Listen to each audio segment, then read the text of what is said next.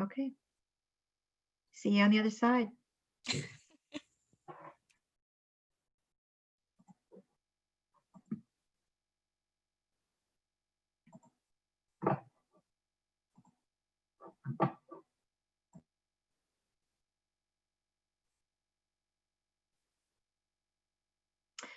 Good evening to those of you who have joined us so far. We've got just a couple minutes before we're going to get started. And so welcome. I'm Jamie Damon. I'll be facilitating the conversation tonight. So we'll just wait a few more minutes until 5:30 and then we'll get started.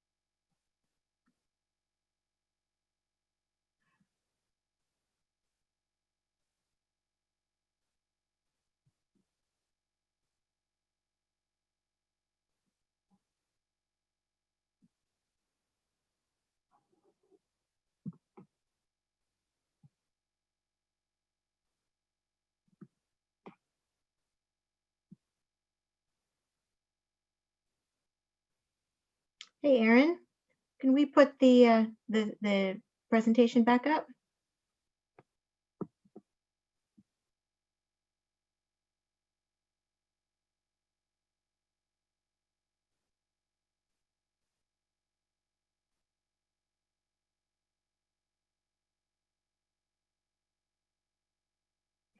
So just another moment, folks, while we wait for people to join us and get our presentation back up.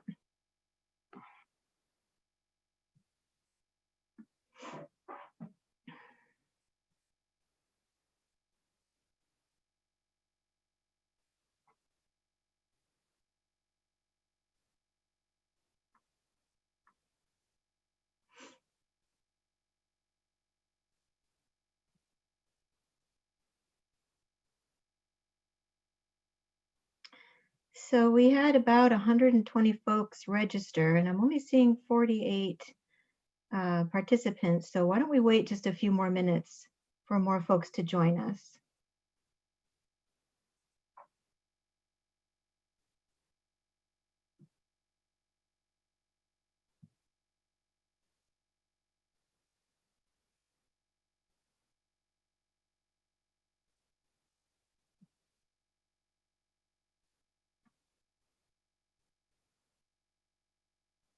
And again, for those of you who are just joining us, we're waiting just a few minutes because we had quite a few registrations, and we're seeing about 53 participants in the webinar so far. So we wanted to wait and give people a chance to get in the into the meeting.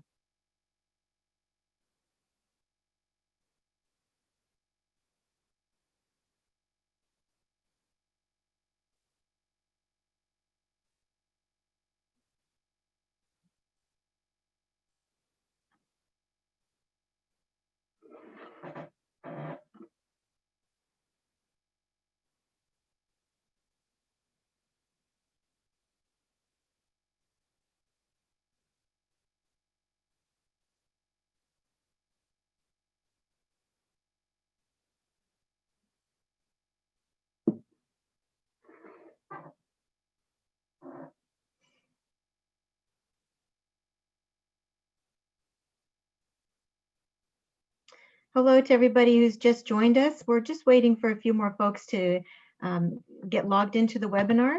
We had about 120 people register, and we've got about 60 people on the webinar right now. So we're waiting just a few more minutes to let people get on board. So I appreciate your patience.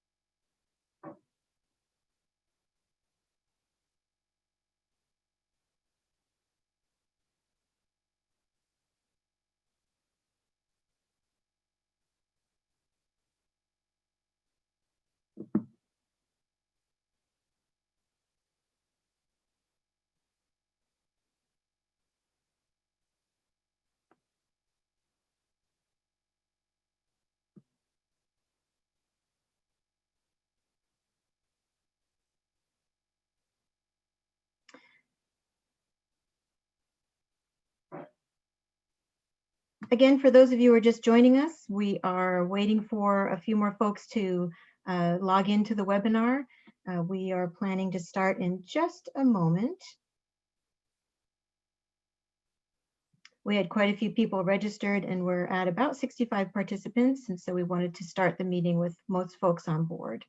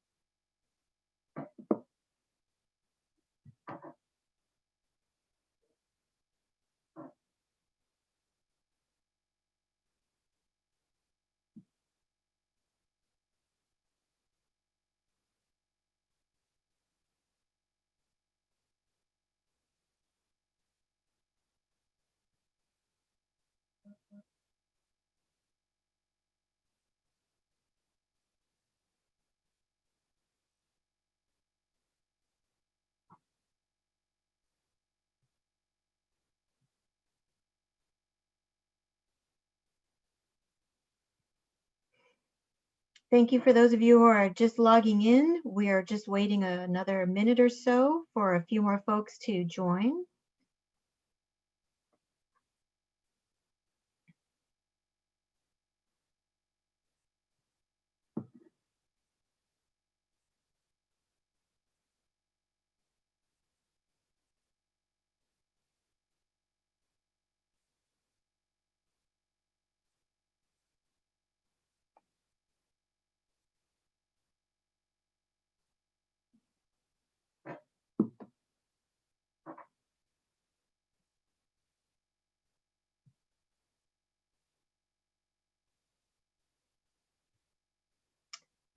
Okay.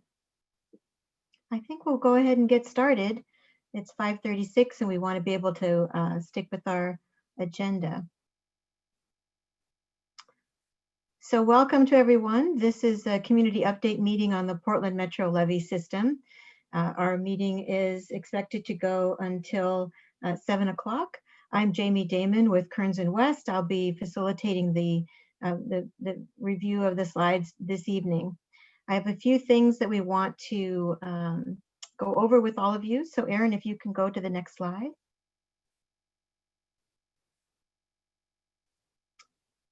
Okay, so I wanted to just take a moment to go through the agenda of what we're going to be covering this evening.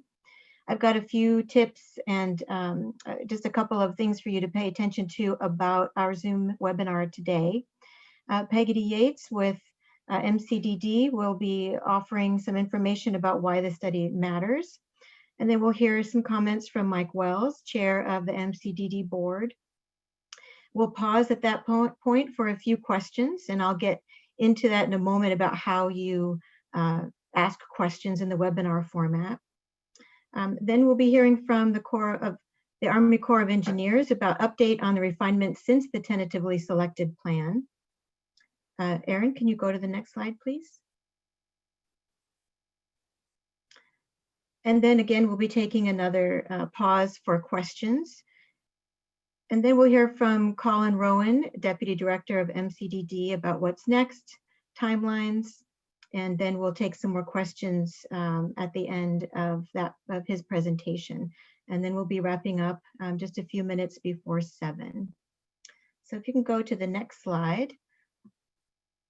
So what we're asking everybody to do is please enter your questions in the chat. And if you could start with your name so that we know who you are, that would be really helpful. All chats will go to the meeting administrators. We have several people who are monitoring the chat for all the questions. I will be reading the questions aloud.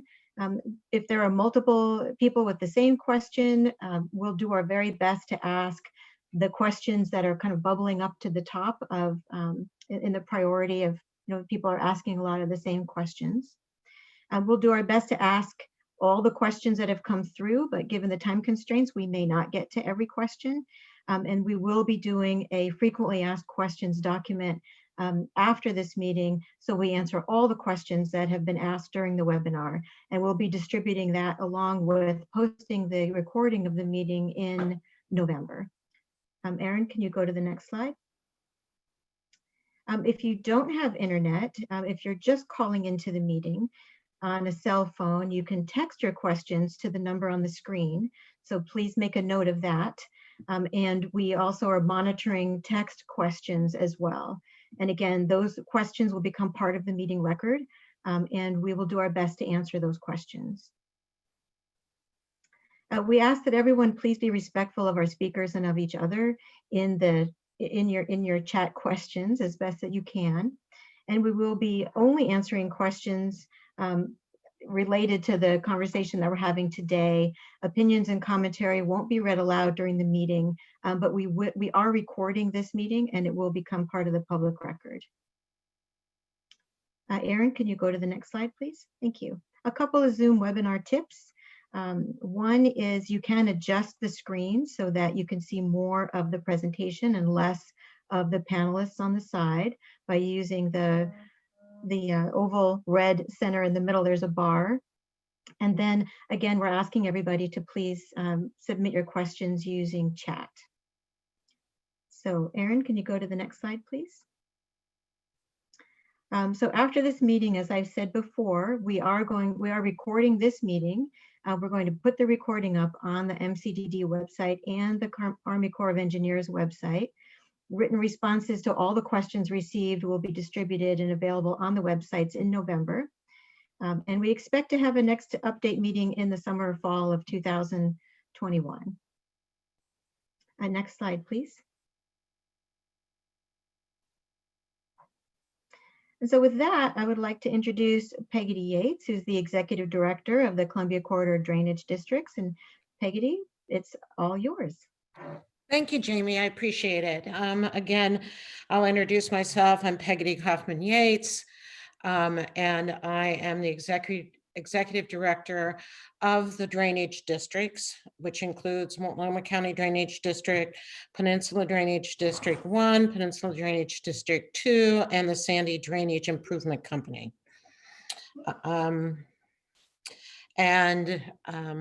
We are here today to discuss the projects that have been identified by the U.S. Army Corps of Engineers in their feasibility study. You all have been, many people participated when we had public comment in January, February, and we are now here to see how they've addressed some of those and take a look at the next phase of the study. I just wanted to give you a little background on this, and that this has been a long road. I don't know how many of you, this has been an effort that has included the districts, the Levee Ready Columbia group, which represents our regional partners in the area, as well as community members and our congressional delegation. Some of you may remember that back in 2013, MCDD received a letter from the Corps of Engineers stating that they would not recertify the levees until the districts demonstrated the system met new federal standards put in place after Hurricane Katrina and Superstorm Sandy. The districts, along with Levee Ready, did a comprehensive investigation into the system and identified projects that needed to be done for recertification and accreditation. And why that's important for many of you is recognizing FEMA accreditation impacts our everyone's flood insurance, as well as emergency assistance by FEMA in a situation where there is a flood.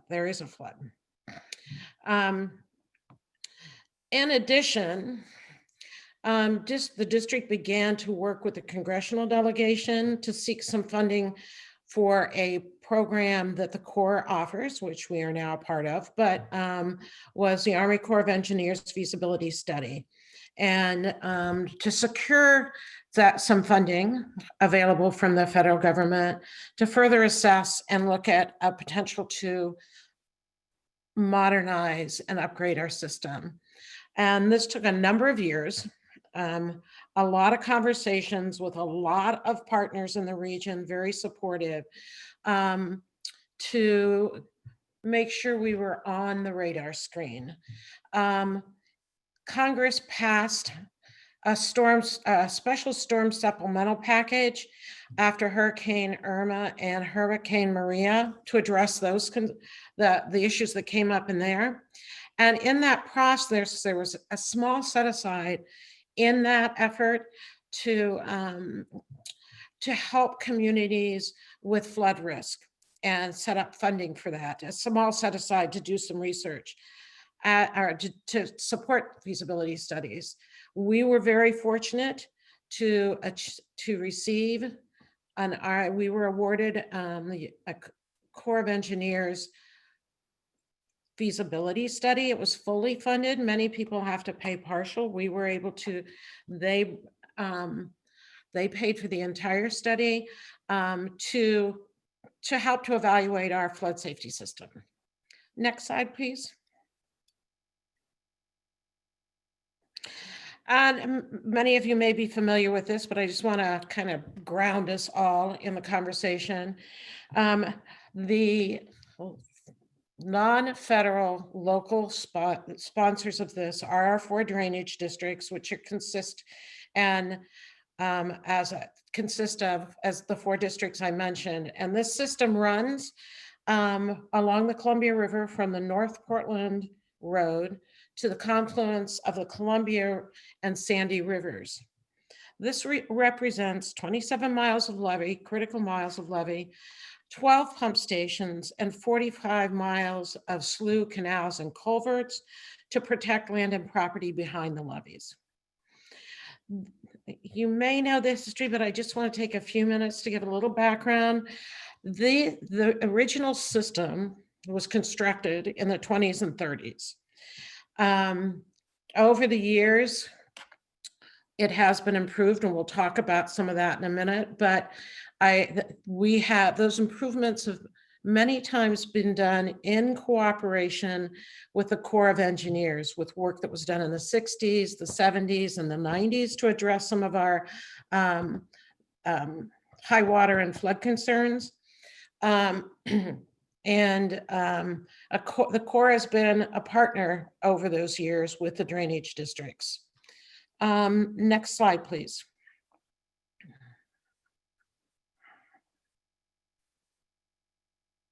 Yeah, there you go. And I'll just go over, you can hit it a couple times and get all of them up there. That'd be great so people can see. I'll just go over it quickly. As I mentioned, this area looks a lot different from when it was originally constructed in the 20s, where it was mostly constructed to protect agricultural land. Now it's a completely different area. It is recognized by the state and the region as having significant economic impact of the region and the state as a whole. And it currently protects approximately 8,000 residents. It contains, it represents $7.4 billion in assessed property value. It protects the Portland International Airport. There are over 2,500 businesses representing over 60,000 jobs. That may have changed a bit under COVID, but it is a major economic engine. In addition, which this was new to me, and I think it's very interesting, is it also protects the backup drinking water for over 1 million Oregonians. And it also protects a major transportation hub, which talks about our 3 interstate highways. It protects railroads. It protects 2 airports, not just the Port of Portland, but Troutdale Airport. And over 2,000 acres of parks and natural areas. This is a critical piece of infrastructure. Next slide, please. There has been a history of flooding over the last 100 years. As you can see, we've had over 6 major floods over the last century. I don't want to go into detail of each one, but you can see we've also hit in 2011 and 2017, hitting closer to flood stage and high water events. The one that I think everyone remembers and is ingrained in all of our history is the Vanport flood. And that remains, that was in 1948, and that flood took at least 15 people's lives, at least, and left over 18,000 people homeless. So this is a real concern. Next slide, please. In 1996, this is a picture of activities in 1996, which was the last major flood we had. This picture was taken between Portland and Fairview along the Columbia River and required significant repairs of the system, which the Corps helped us all take care of.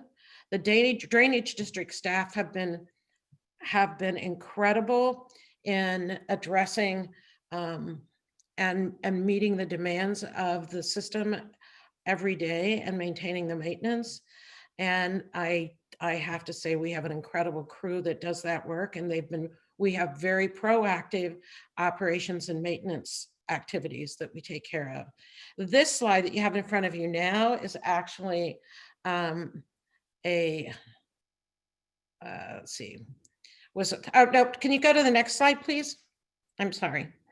And some of you in the Bridgeton Road area or the Bridgeton area would recognize this. This was a result of high water event in 2017, where there was, it did take a toll on our infrastructure.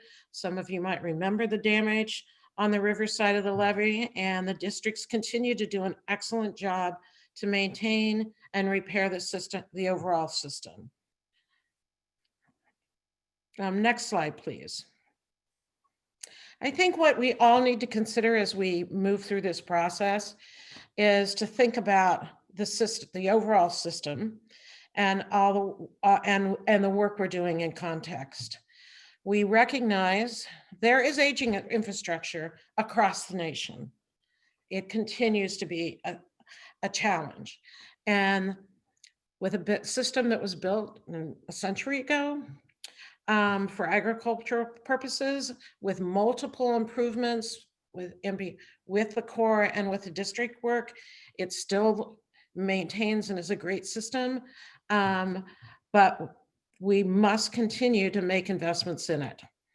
We have a lot of other conditions that we're uncertain, future conditions that we're facing. One of it is climate change, where the models indicate that we're going to see larger events where there is like rain on snow events, rain and then snow melt on top of it, which increases the load on the river and is probably our biggest risk. And we need to think about that as we move into the future.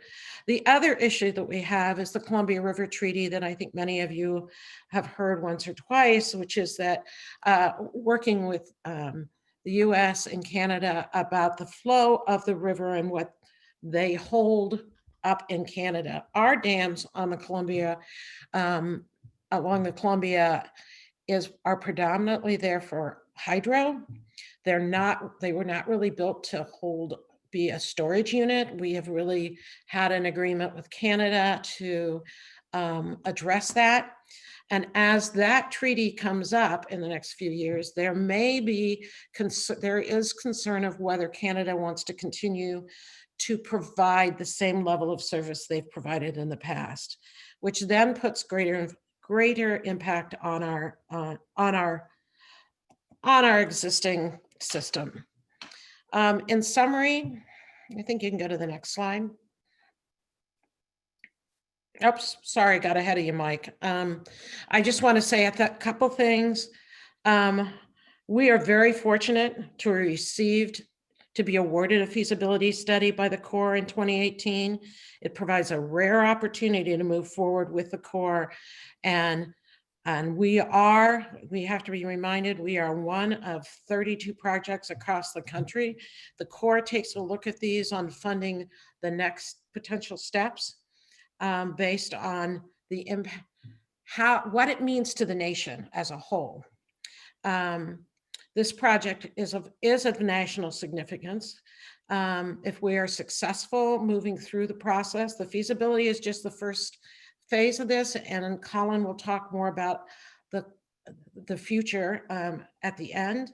But if we are successful moving through and getting support from the federal government, it could pay for up to 65% of the work that's been identified. Otherwise, we are ultimately responsible, the local community is responsible for those improvements. This federal partnership will allow our local funds to go much farther and provide us a much, make our dollars go farther and get the work done in a timely manner. I want to take a minute before I turn this over to Mike Wells, our board chair for MCDD, is I would like to extend my appreciation to the U.S. Army Corps of Engineers, Portland district members for all the incredible work they've done, including Kevin Bryce, Laura Hicks, Valerie Ringgold, and Ryan Cahill. And I just want to thank everyone. And I'm not sure I've got everybody, but I think, Mike, it's going to be turned over to you. Yep. And Thank you, Peggy. Thank you, Peggy.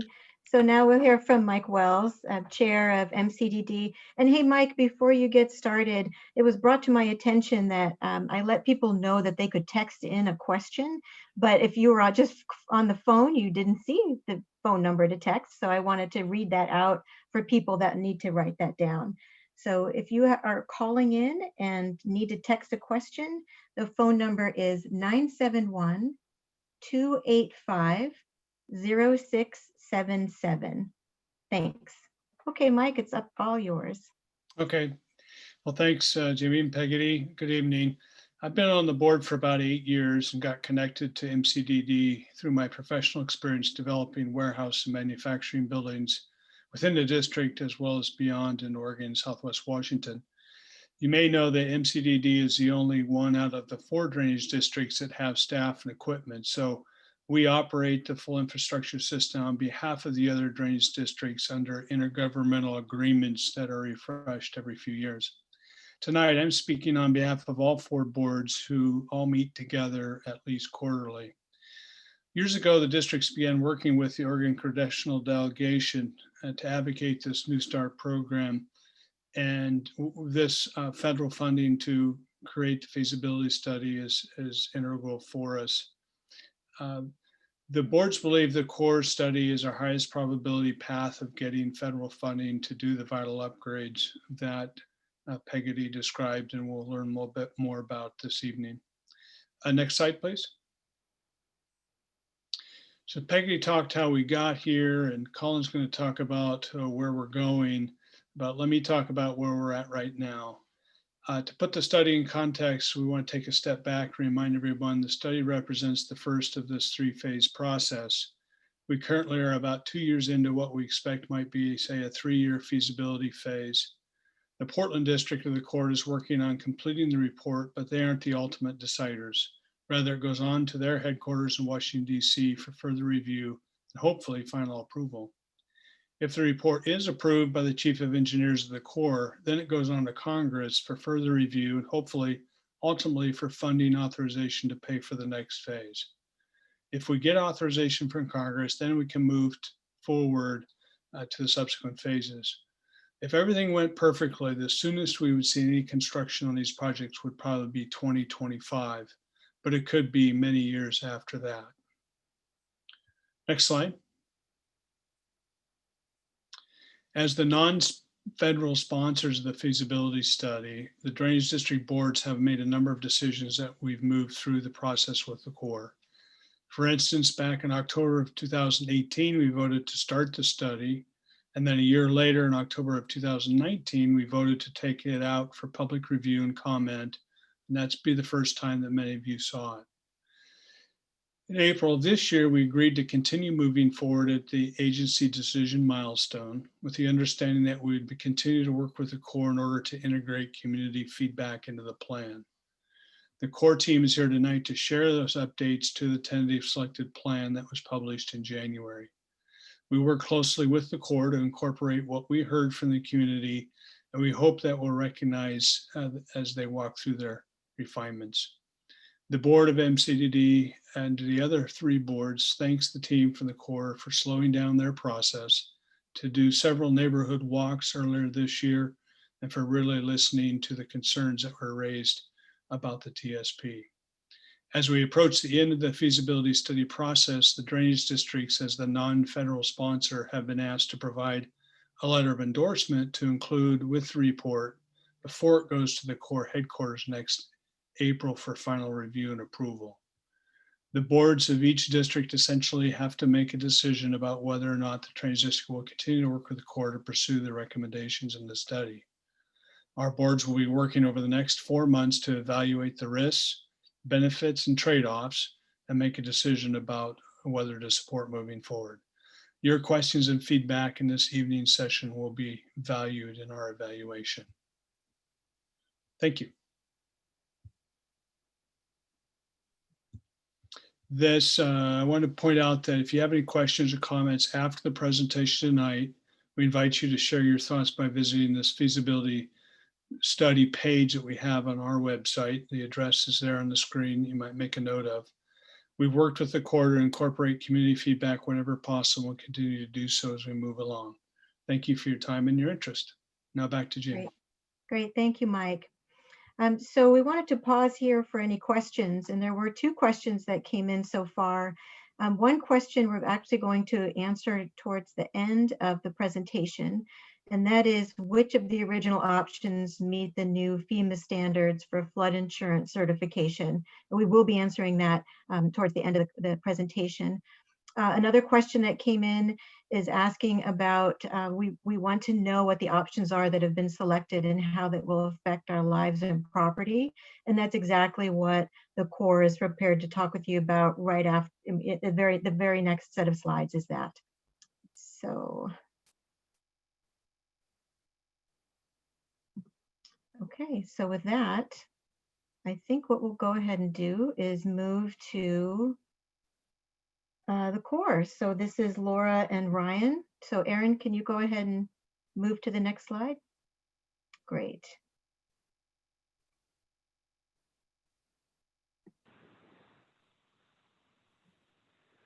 So good evening, folks. My name is Kevin Bryce, and I'm the Deputy District Engineer for the Corps of Engineers Portland District. And what that means is I'm the senior civilian in the district responsible for our programming and project execution. It's an honor to be here tonight with you and with our team, and we're very pleased to be here in partnership with you all and with the Dyking districts. We are very proud of the work that we do, and as you've already heard, the purpose of this study is we're part of a national decision-making process, and we're in a study portion to look at possible improvements to the levee system, and is there a federal interest to improve the levees, and if so, what should that look like? And that's what we're a part of. And although Peggy up front talked about the Corps of Engineers feasibility study, and she was absolutely right. And I'm very excited that we got the authority to start this study and the funding to do it. And as the commissioner just explained, the purpose of the study is to come up with a recommendation to our national decision makers of whether or not to invest national dollars. And therefore, although as you listen to our process and the steps that we go through, sometimes it may be confusing, it's part of a national decision-making framework that we have got to meet and answer. And our role is to work in partnership with you all and to get feedback as we move forward with the study to try to address the concerns and issues as we look at this levee system. So I just wanted to start this off by saying thank you to the partnership, because this really is our feasibility study, us, the drainage district, and the folks that are impacted as we try to figure out the best way to move forward. So we're excited to be here tonight to be able to give you an update, what has happened since the last meeting, and we look forward to continuing to work this partnership. So with that, I'd like to introduce Ms. Laura Hicks. I'm sorry? Oh, could you please advance the slide? I'm sorry, thank you. I'm getting a hint here. I forgot to ask for the slide to be advanced. I would like to introduce Ms. Laura Hicks, who is going to start with, from a big picture view, what has changed since last time. And then what we'll do is get into some of the technical issues and technical things that have changed, where we've tried to address some of the concerns and some of the things that we have heard. So with that, Ms. Laura, thank you for taking over, and thank you for the update, and thank you for the chance to be here tonight.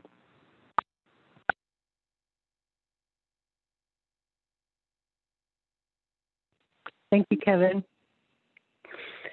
So you guys, at the very top of our slide, we have the core website. And so those of you that have been following along with us, and especially the Bridgeton Neighborhood Association, Tom Hickey, and others, please note that all of the slides that you're seeing here today are posted to the core website. That's our address. If you go to the main page for Portland Metro Levees, you go to the documents and reference documents. At the bottom of that list, where you used to see you still will see our feasibility study.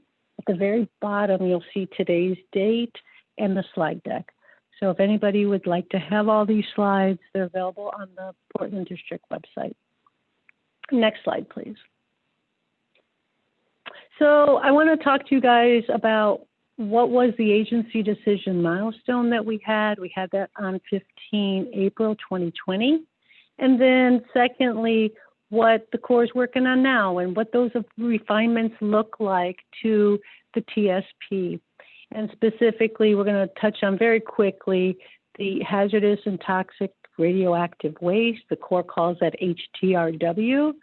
What refinements we've made on the pump stations, how we've refined the height of the levee, and then walk everybody through each of the different drainage districts and show you refinements to the alignment. Next slide, please. So the agency decision milestone is a critical one for national decision making, and we had that after the public review and comment, and that was held on 15 April of 2020.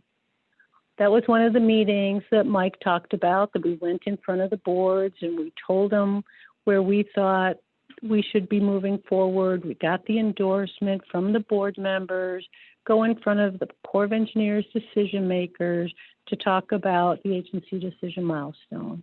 Next slide. So what we went forward with was alternative 5, and here's an example that we showed in our public meetings. And again, you can see all the details. If there's anybody new out there that hasn't been following along with the project for the last 2 years, you can find our documents on the website and look at the alternatives that we were evaluating. Alternative 5 had these measures in it, and basically has levee improvements in Pen 1, Pen 2, MCDD mostly had pump station improvements, and we had a little bit of levee improvements in Sandy Drainage Improvement District, and also a replacement of a pump station. Next slide. So when we went to the agency decision milestone, we explained that we had public comment, and in those public comment areas, we sorted them into, there was people that had comments relating to the public process and how we conducted review.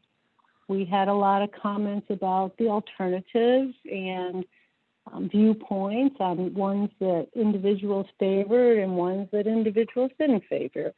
There was comments on natural resource areas, recreational opportunities. And then we had comments that we sorted into design features, project features, and then very important to us was the livability portion in the different neighborhoods. We had people that commented on our study authority and water quality, and then that hazardous, toxic, and radioactive waste concerns. Next slide. Specific to the neighborhood livability comments from the residents and from the neighborhood walks that we conducted, we understood that maintaining parking spots along Bridgeton Road, access to the floating homes was very important, protecting the neighborhood safety, making sure emergency vehicles could get in and out of the neighborhood. There was some concern that maybe our project would increase homelessness, occupation, or vandalism in the neighborhoods. There was concerns on the floating homes about the raising of pilings so that they need for safe moorage and what would happen if the flood wall was higher. We had views, people had concerns about the views from their homes and what we would do about the aesthetics of the new flood wall.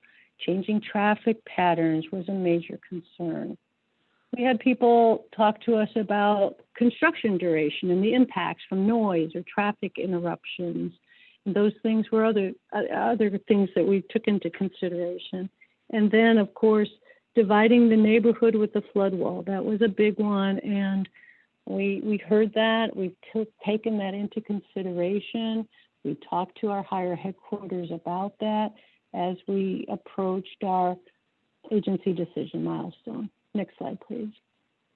So when we went to our higher headquarters, what happens in our process is we got confirmation that we could continue to spend federal dollars evaluating, refining, and working this project to see if in the end we come up with something that others, that the diking districts will endorse and that ultimately Congress will endorse.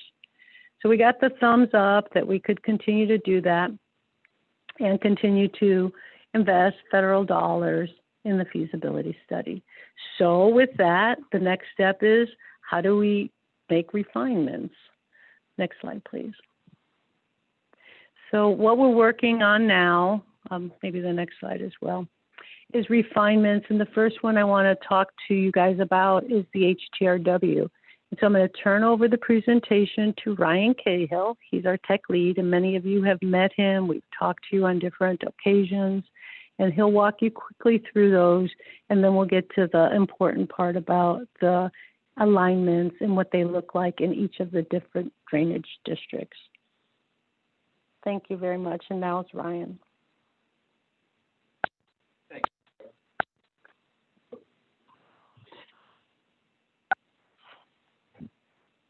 Thanks, Laura. Can folks hear me on the phone? All right. Okay, so yeah, thanks for that. We will go ahead and dig into some more of the details here of what has changed since the draft report came out in January. So we'll talk hazardous, toxic, and radioactive waste first. We could go to the slides that has the map on it. So when the draft report went out in January, we had done a preliminary screening level analysis of the HTRW sites. I can't help using the acronym because the full length is a mouthful. And that was a screening level analysis intended to identify what are the different properties or areas that are touching our construction that could be of concern. So it was identifying, and it found quite a large number from that screening level analysis. There was 25 properties listed that could potentially be an issue. And we did receive a fair number of comments saying that folks were concerned about the large number of sites that were identified here. And so as part of our process of moving this study forward, and we're getting more detailed as we go, at that point at the draft report, we had not done any detailed digging into those sites to figure out whether they had remediation done to them or not. It was more of a screening level. Here are sites that could potentially be of concern. And so since that point, we have done document review, reached out to Oregon Department of Environmental Quality to get all the information about those sites that we can.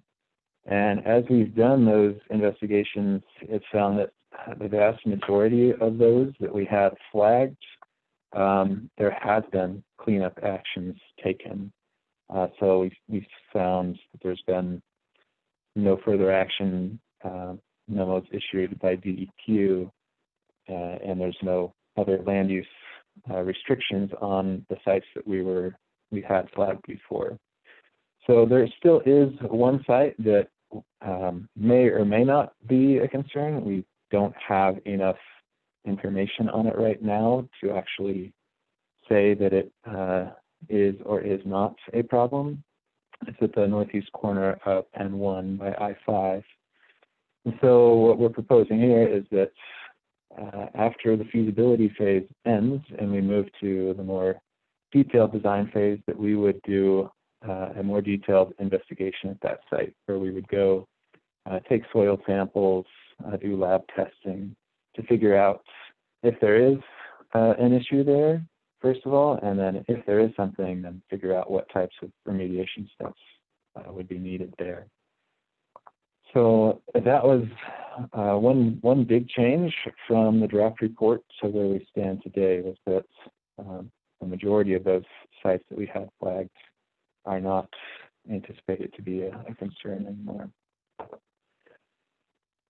So we can move to the next slide, and we'll talk just a little bit about the pump stations work that was proposed. And we can go to the slide that has the map. So back in January, when we released the draft report, we had proposed a number of improvements to pump stations to the system. And just as a refresher, pump stations in the system are really meant to defend against the threat of stormwater from inside the system. So the pump stations don't really have much to do with the levees themselves. It's more about as stormwater and rainwater falls inside of the levee system, it's blocked from entering the Columbia River or Columbia Slough by the levees, and it needs to find its way out of the system so that we don't have ponding happening and causing small flooding on the inside of the system. And so pump stations are a critical part of the levee, the whole system as it works. And what we had proposed in the draft report was replacement of the pump station in sandy drainage districts, primarily because of its low elevation and issues with it being swamped in some past floods. February '96, it was barely hanging on. And so that one is being proposed to be replaced. We looked at the pump capacity at some other pump stations. So we proposed increases at the 13th Avenue pump station in 10-2 and pump station number 2 in MCDB.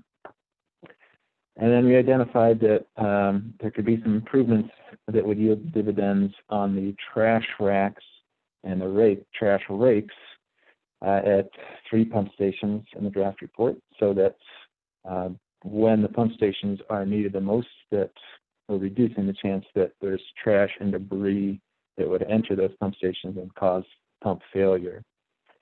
And then the last piece that we had identified was putting in a redundant power source for all of the pump stations, so that if in the event of a power outage, that a portable generator could be hooked up to the pump stations to allow them to keep running until the power gets back on.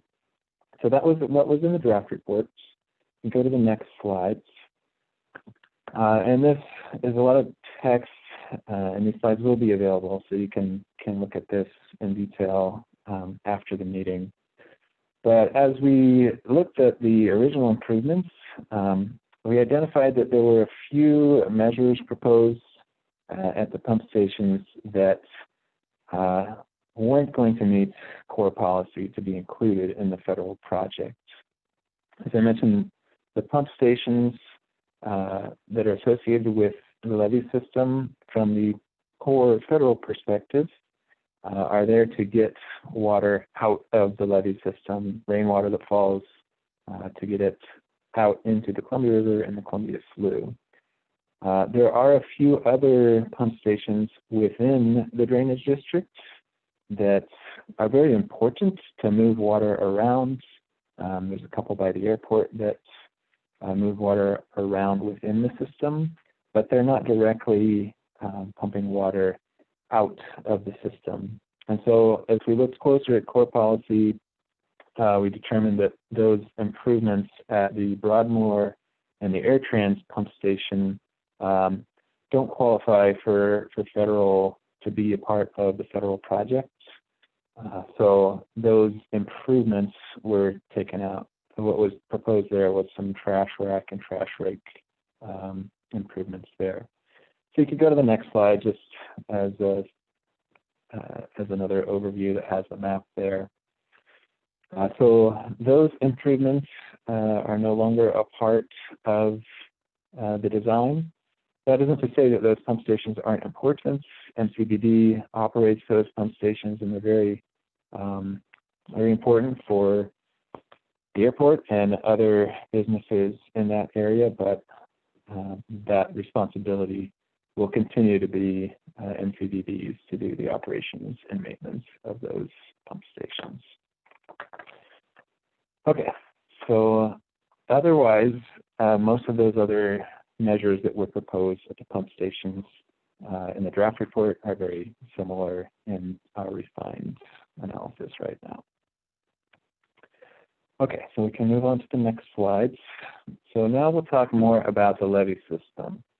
And I want to start by talking about the levee design height, because that affects a lot of the improvements that are proposed at the levee system. So we can go to the next slide. So when the draft report came out back in January, Alternative 5 was selected, and the general goal of that alternative was to try to improve and equalize out as much as possible the performance of the levees between the four drainage districts. And Pen 1 and Pen 2 have levees that are at lower heights than MCDD and SDIC. So that was one of the strategies that we were looking at to reduce flood risk in this area.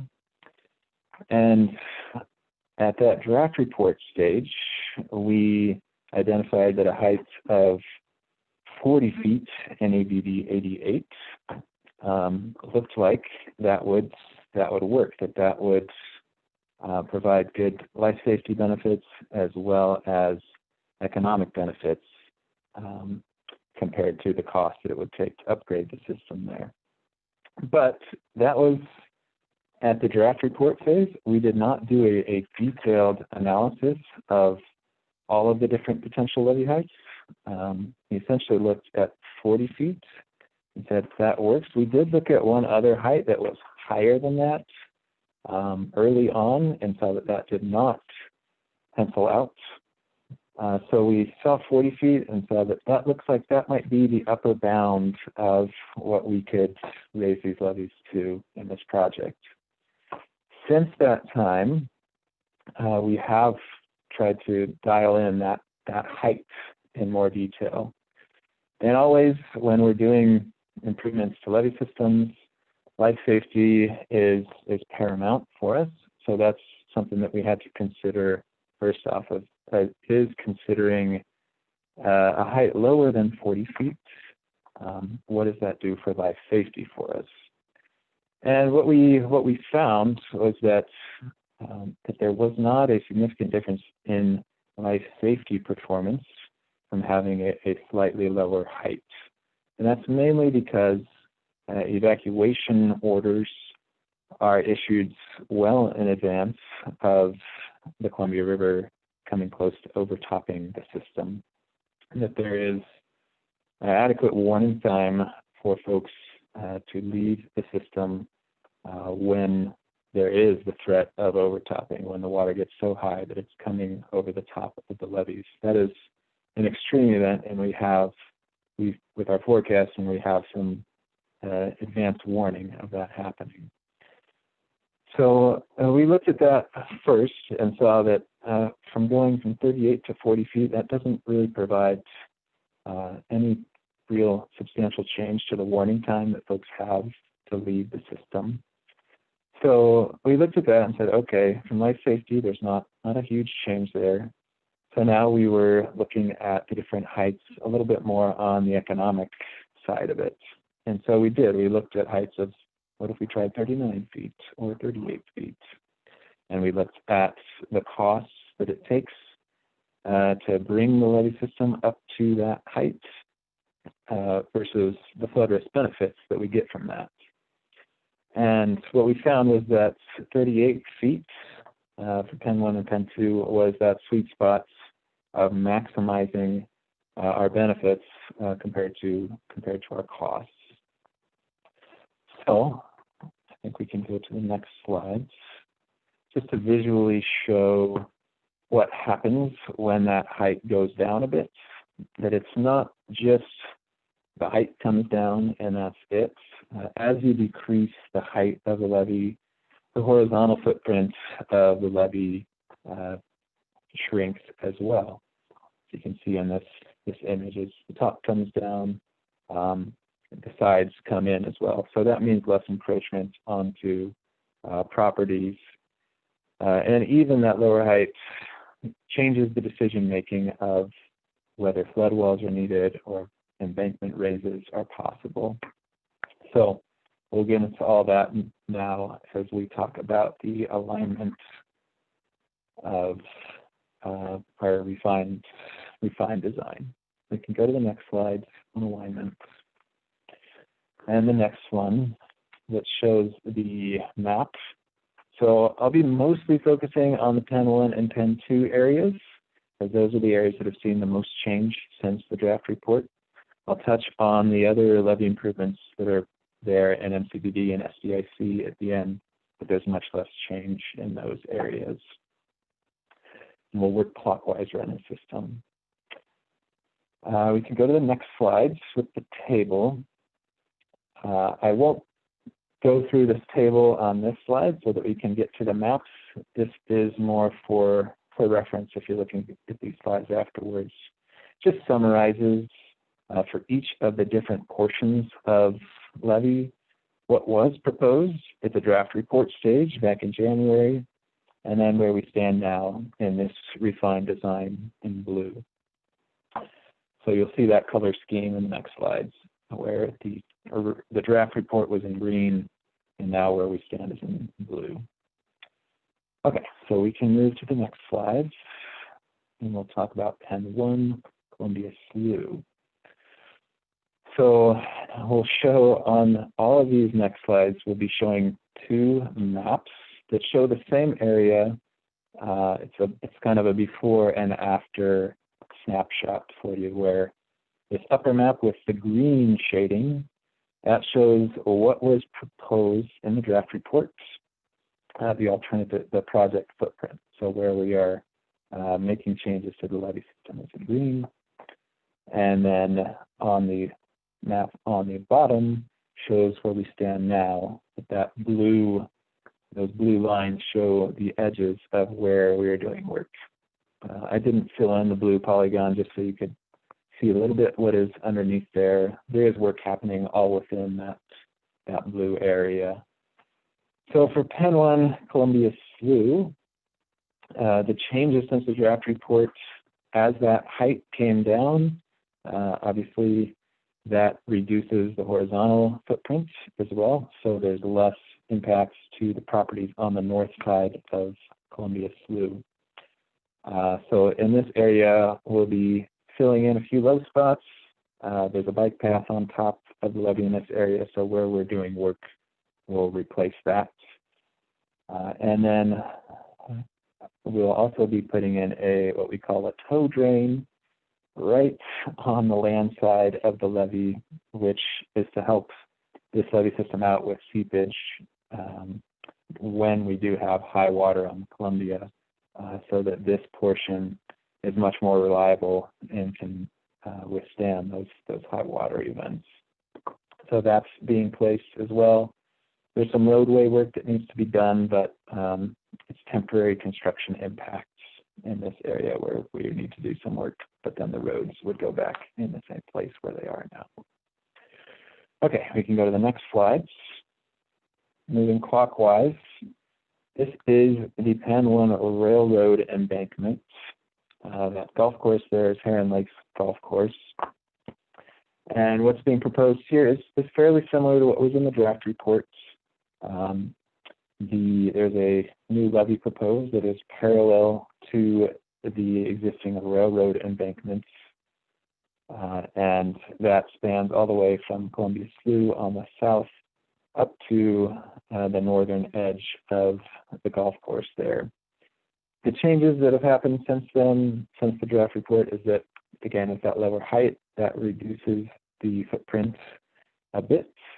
And then on the northern edge, there's been some changes as well, where before we had been extending farther north into a natural area where there's some known heron rookeries. The refined alignment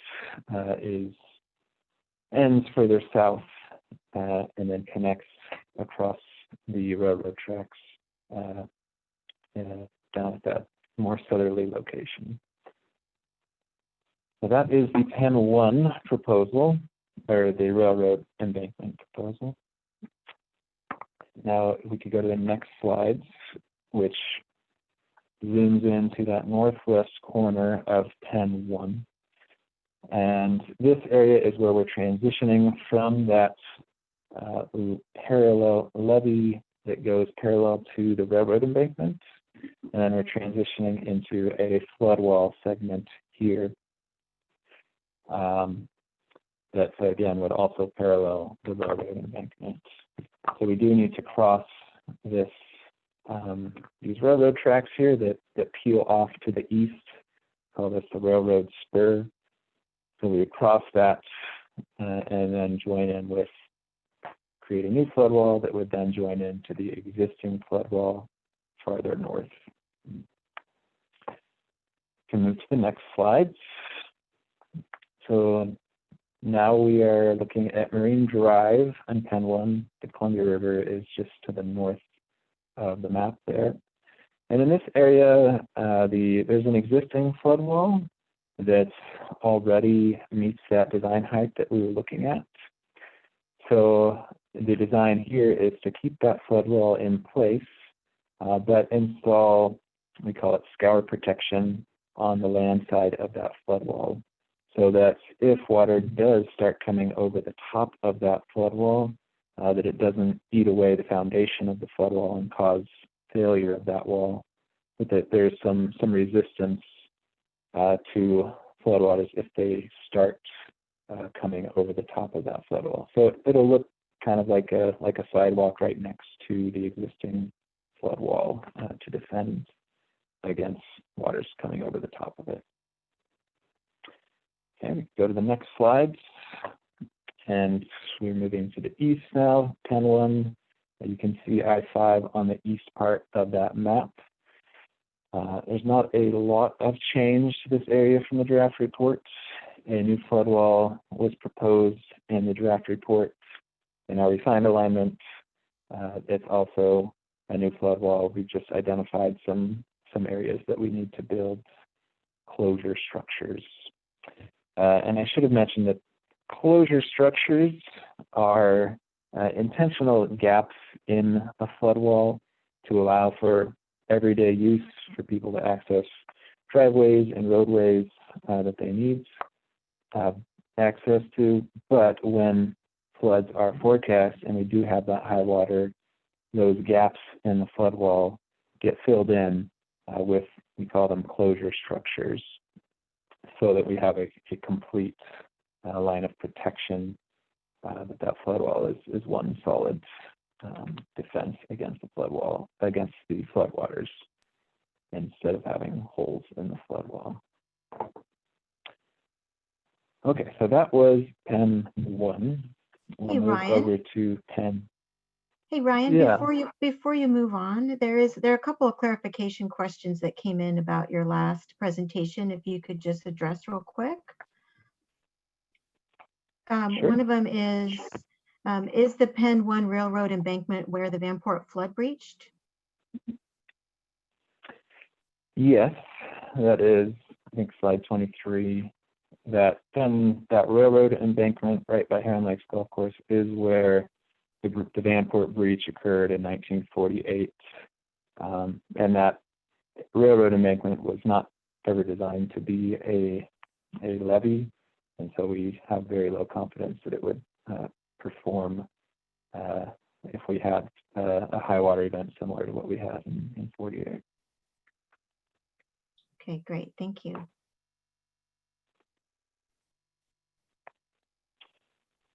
Okay, so we can move to pen 2 now. So continuing moving east, that's the I-5 bridge, again, on the west side of your image.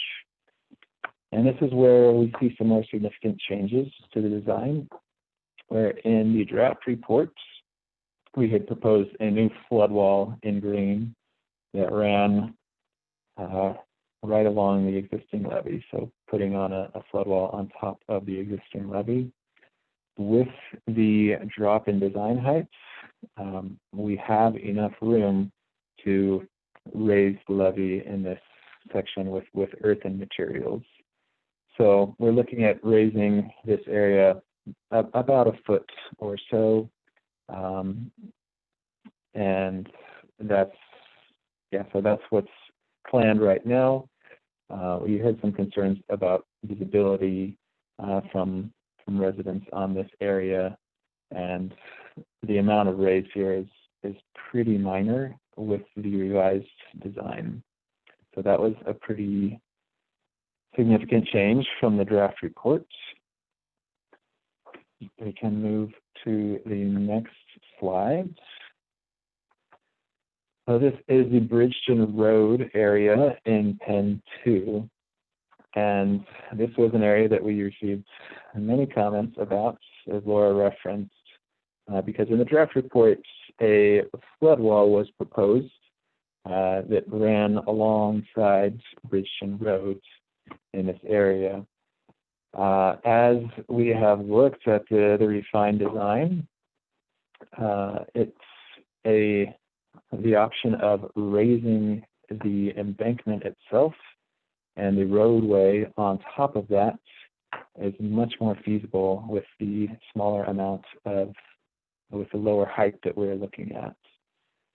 So that is what is proposed in the Bridgeton Road area here. It's a raise of about a foot or so, give or take.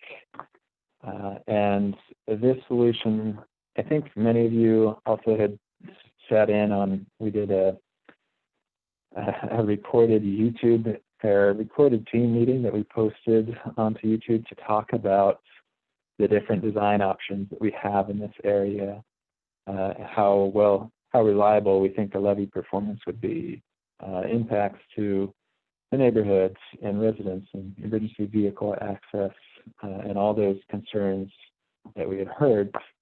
And raising the road here, it seems to be the best option for those concerns, where we are able to maintain parking on the north side of Bridgeton Road with that. There's not going to be a wall that divides the neighborhoods. And there will still be emergency vehicle access, and access for floating homeowners will still be maintained.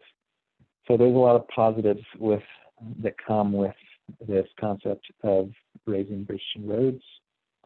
I will say that there's 2 small segments of flood wall that are still proposed, and those are areas where we just didn't have enough room, enough space horizontally to raise the roads in this area. So there are a couple spots of flood wall that I think we can zoom into on the next slide so you can see those areas. Those are areas where we're not blocking access on the north sides, and there's not really much development there on the north sides.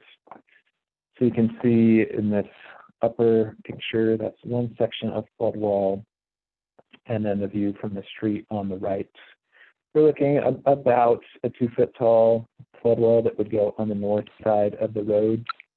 And so just for context, you can see a lot of the grass on the north side of the road there. That's probably about a foot tall or so there. So we're looking at a wall that's about a foot taller than those grasses. And that goes for both of these sections of flood wall that we have shown in this slide here. Hey, Ryan, another question just came in specific to this slide. The question is, will the road drop back down at the 2 flood wall sections, and which alternative, north to south, 1 through 6, will you propose for the flood walls?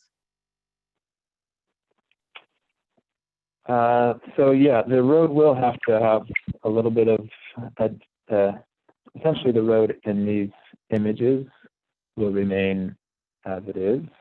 And then the grading of the roads on the outside of these images will have to be raised. So there will be a bit of a slope on this road as you go to it, as you go through these flood wall portions. And then I'm not sure exactly what numbered options those were. I know we talked about that in that meeting that we posted to YouTube. I don't remember the numbers, but in this case, these flood walls, they're on the north side of the roads. It's essentially where those grasses are in that picture.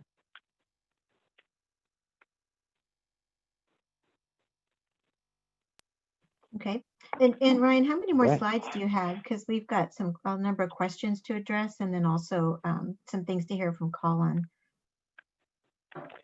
We do, yeah. I have 4 more. Okay, great. So I will try to be quick.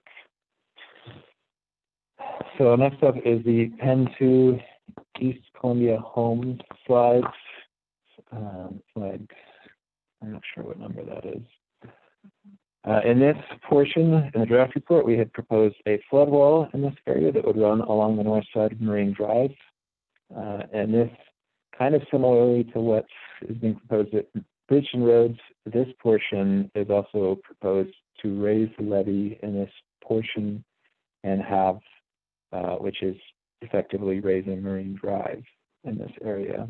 And we have talked to PBOT about these ideas of raising Bridgeton Road and Marine Drive to see if there were any major red flags or issues with this. And that we didn't receive any feedback that would preclude us from moving forward with this.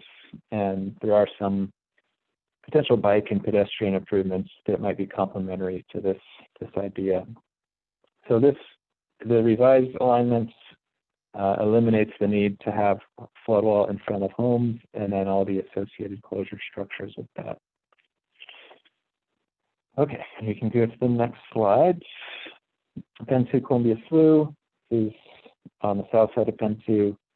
Draft report, we had shown raising essentially this whole portion of the Columbia Slough. The refined alignment at the bottom shows that with the height that we're after now, we just need spot raises in a few places. The blue is a little hard to make out, but there are about 3 spots that we need to do some work in to get it to the proper height.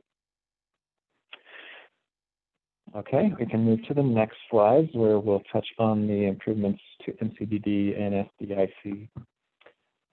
So this next one is the MCDD Peninsula Canal Cross Levee. We had proposed widening this in the draft report, and as we've looked at it in the refined alignment, we are still proposing doing that, but we can have a steeper slope on the land side to lessen the impact on the golf course and the properties on the east side. This is a really critical segment of the system because if Pen 1 or Pen 2 were to fail, this levee then becomes the primary line of defense for MCDD. So this was a critical improvement, but there hasn't been a whole lot of change since the draft report to it. And then lastly, the other improvements that we have throughout MCDD and SDIC, we are proposing a small, we can move to the slide 35.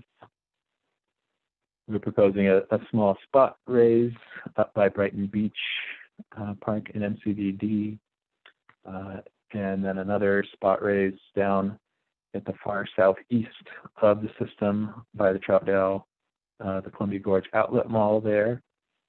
And then in SDIC, the Columbia River segment of the levee, we're proposing adding some material to widen that section to make it more reliable during high water. And that, again, that's more of a refresher. There's not much change to what was proposed in the draft report there.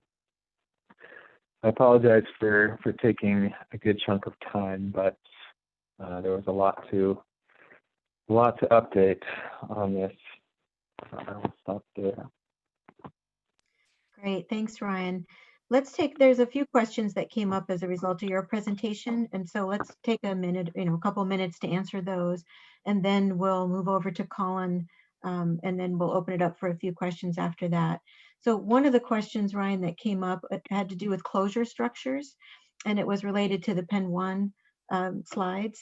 And someone asked, are they hydraulic or manual? And will you work with property owners on the size of closure structures to access the properties?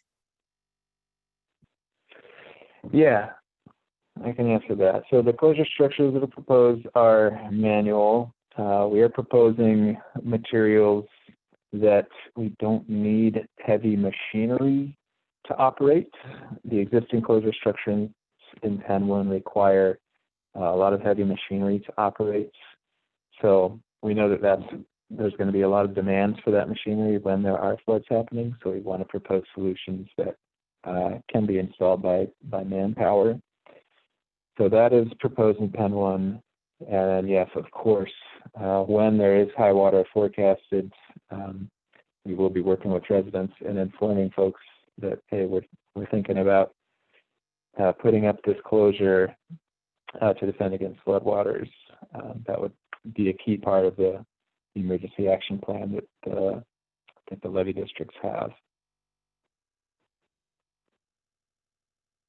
There was also, thank you, Ryan. There was also a question kind of earlier on in your presentation about the remaining HTRW site, where the location is and what the type of contamination is. Yeah, I think I'm not going to identify the exact address at this point, but the contamination, there's been a few things that we are concerned about, some heavy metal potential contamination. There were a few spills in that area. Our alignment of the flood wall, technically, as it stands, goes around the property of interest, but to do our due diligence, we want to make sure that there hasn't been any leakage or seepage into the ground underneath where we're proposing a flood wall, to make sure that there's no contamination there. Okay, and then another question, lowering the level of protection from 40 to 38 hints at a strong emphasis on reducing cost. How much will safety be compromised by reliance on early warning and non-structural alternatives? Yeah, so 38 feet is still a pretty significant improvement over where the levee district stands right now, Pen 1 and Pen 2. So it is a definite improvement over the existing condition. And really what we were seeing was that the difference between 38 and 40, it really was an economic proposition, that the life safety component of it, just for context, the closure structures that we're talking about at Pen 1, those start to get installed when the river is at 28 feet. So that's 10 feet below the top of levee height, and that's when things are really starting to get moving. And so the time that it takes for water to go from 28 feet up to 38 feet, that affords enough evacuation time for folks to get those warnings, heed those warnings, and to evacuate to safety. So that's what we were looking at when we were considering life safety between 38 and 40 feet. Okay, and another question just came in. Will the raised road also raise the parking and the overbuild? Yes. Yeah. We obviously can't just raise a small portion of it and then have a sharp edge, a drop down. So in the design, we do have that where there's parking in the overbuilds, that we would regrade that so that it would join in smoothly with the raised road. Okay. So let's go ahead and move. Thank you, Ryan. Let's go ahead and move on to Colin, and then we'll ask, there's a few more questions that we can answer after Colin's presentation. So Colin, are you ready to go? Yes, I am. Okay. Starting the video here. There we go. Quick adjustment. Hello, everyone. I'm Colin Rowan. I am a Deputy Director at Multnomah County Drainage District, and I'm going to wrap up some of these updates by highlighting what comes next, not just for the feasibility study, but also for our efforts to modernize the region's flood risk management infrastructure and how we manage that system. So I will also highlight some of the uncertainties pertaining to these timelines. Next slide, please, Aaron. So you have already heard a good deal about the federal process, and that we are currently at year 2 of the 3-year process. After the feasibility study phase comes a pre-engineering and design phase, where plans are brought up to 100% design, really getting ready for construction. And so that's a 2-year phase. The very best case scenario happens that phase beginning in 2022. But there are many factors at play, and I'll talk a little bit more about some of those factors later, just in a couple minutes. But after that pre-engineering and design phase comes a construction phase, again, with the best case scenario being that it begins in 2025. And it's important to know that all the construction doesn't just start immediately, so that necessarily is coursed out over some years. So next slide, please, Aaron. I want to spend just a few minutes giving a bit more information on what comes next during our current phase and post-feasibility study. We heard from the Corps really about a lot of the refinements that have been made after the tentatively selected plan. And those refinements, along with various levels of review by the Corps, drainage district, a final recommended plan, which is transmitted to the U.S. Army Corps of Engineers headquarters in Washington, D.C. If there is agreement that our infrastructure is of national significance, then the Chief of Engineers will sign a report, effectively ending the feasibility phase of the project. Please go to the next slide, please. So if that final recommended plan is approved, there's still more work to be done. This is a very linear flow of it, but I'll assure you that it's more complicated than this. There's review and approval by the Assistant Secretary of the Army for Civil Works. There's review by the Office of Management and Budget, and importantly, there's congressional authorization, hopefully appropriation. So there's a number of paths to get there, to basically get to that pre-engineering design phase, but these are important steps along that path. I want to highlight just a few other uncertainties along the way, which is that we are competing against 38 other feasibility studies that began through the storm supplemental that you heard about earlier, plus some other projects around the country that have already been authorized, as well as disasters that happen every year, which makes scarce federal funding very competitive. But we do feel that we have an important, nationally significant project that we think is in that national interest, and therefore we hope that it goes forward. Next slide, please, Aaron. So just before we wrap up, and actually maybe one more slide, I think there's, and maybe one more, I'm just going to get it all up there. Perfect. That way, a lot going on, but I'll try to explain it as quickly as possible. So before we open up for some more questions, I want to review how some of our various efforts fit together. To start, the Columbia Corridor Drainage District, that top line there, we're the local sponsors of the levee system. That is a formal relationship and agreement with the Army Corps of Engineers. The Army Corps of Engineers came in and built these levees, as Peggy had talked about earlier. It's our responsibility to keep them in good operation and maintenance, good working order. We are also the non-federal sponsors for the feasibility study, and the drainage districts take care of all ongoing O&M, flood fighting, flood response, and we're the staff of the other initiatives that I want to talk about. We know that many people that are attending this are concerned about flood insurance and want to know more about that. And Levee Ready Columbia, that next line down there, really has a focus on the completion of our recertification projects. And so Levee Ready Columbia is a regional partnership. It's public, private, and nonprofit organizations that really came together with the mandate to recertify and signed a declaration of cooperation to get those things done. The feasibility study contains several of the projects identified as necessary for recertification, and there are a couple questions that came in earlier. Just to note that of those, so certification is a FEMA standard. It's an insurance flood. It's an insurance standard that's based on the 100-year flood, or the one in every 100-year event. And through Levee Ready Columbia, we identified 8 projects that were needed for recertification.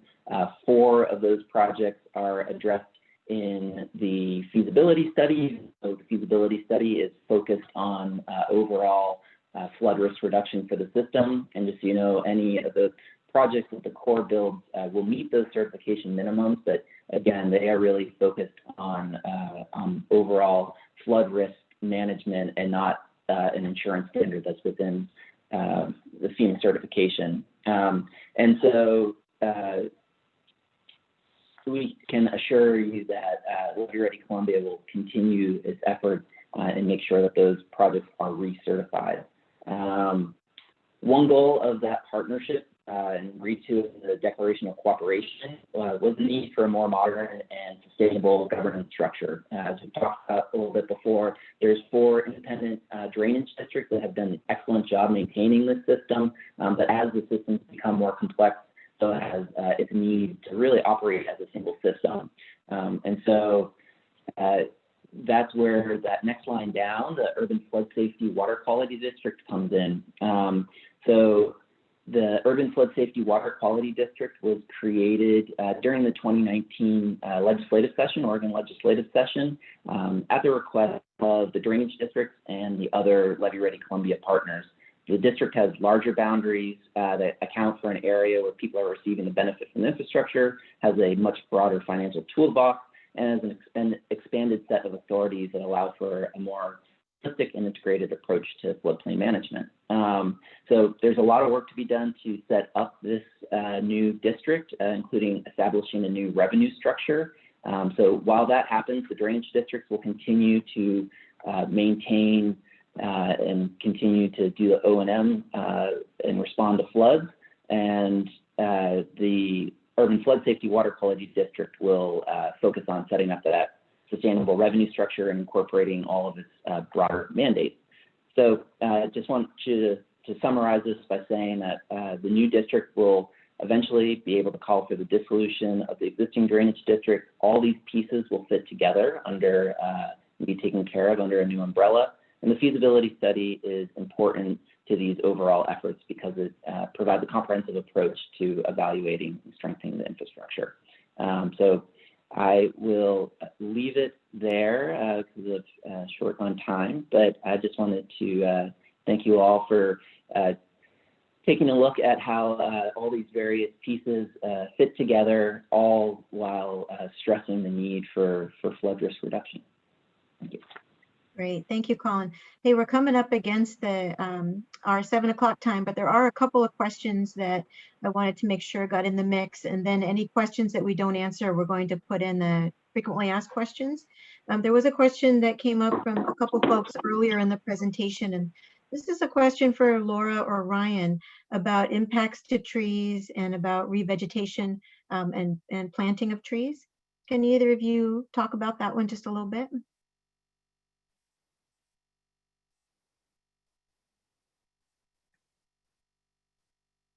Ryan? Can you guys hear me? Laura? There you are. Hi, Laura. Yeah. So any trees that we disturb during construction, we will be replanting.